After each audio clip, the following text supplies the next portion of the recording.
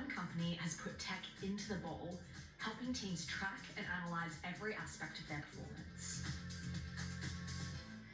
They've worked with some big names, like former British and Irish Lions and Wales fly half Dan Biggar, who I'm meeting today. Hey Dan, how's it going? How are you doing? You okay? Yeah, I'm good. We put the smart ball to the test to see how players like Dan use it in training.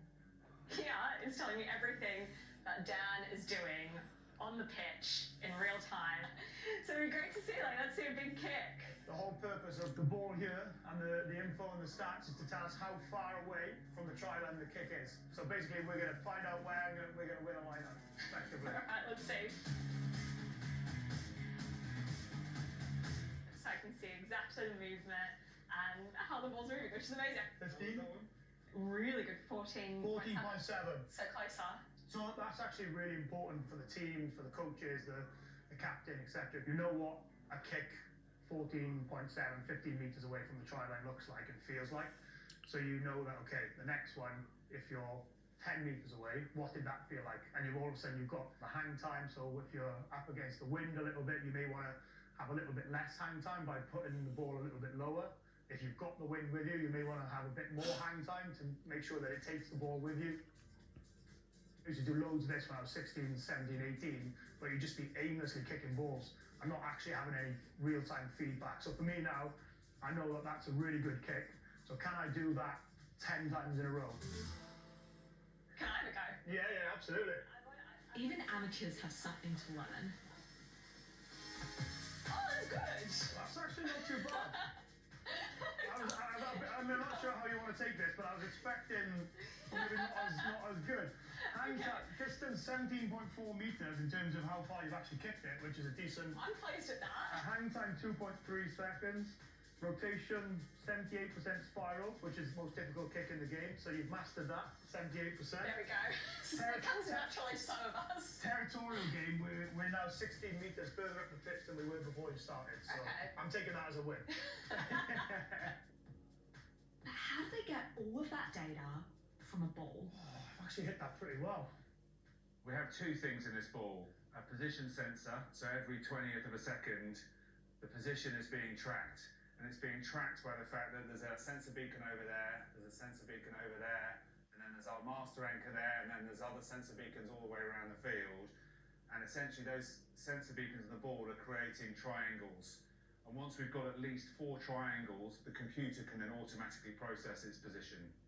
Where did you kind of start with this tech? The company was founded on the idea that there was a gap in sport from a broadcast and a performance point of view in terms of getting data fast. And the idea was to provide that tactical information for teams. And then what followed on quite quickly was things that solve problems in specific sports contexts. And it's not just for the men's game. The women's game doesn't have multiple TV cameras, doesn't have 20 people in the arc being able to watch multiple video cameras, but what it can put is this fairly portable system around all the stadiums in which the women's game is being played.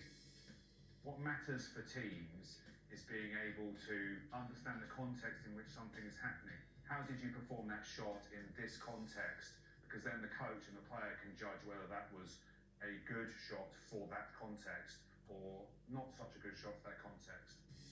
Contextualizing the data is the challenge, which is where Sage comes in, a company which understands big data and analysis in the business world and how it can be applied to sport. The ability to be able to process that data really quickly, almost instantaneously, so that it happens in play, then you can see it on the broadcast. That makes a huge difference, both from a performance perspective, but also from a fan perspective. I get to see exactly what's happening on the pitch. A data or a visualization is a really quick way of being able to consume that sport. It opens up sport to more people because it makes the complex simple. Has there been any challenges with getting audiences to get into that data side of things? I think for more traditional sports fans, there might be some reticence around data and intelligence, but if it is adding to their experience, then, and it's not interrupting the flow of the game, then there hasn't really been any pushback. The Wales captain ensures that they get on the ball. Dan Biggar. When they're watching at home As an athlete, how does it feel to have strangers poring over your data? Well, it depends if you're playing well or not. If you're playing well, it's great. If you're not playing well, it's not so great. It's brilliant for the fans to have a bit more of an appreciation of what is actually going on the field, and I suppose it makes better players as well. So that's the main thing you want to see improvements, whether it's players, coaches, teams, and obviously the analysis and the data allows that.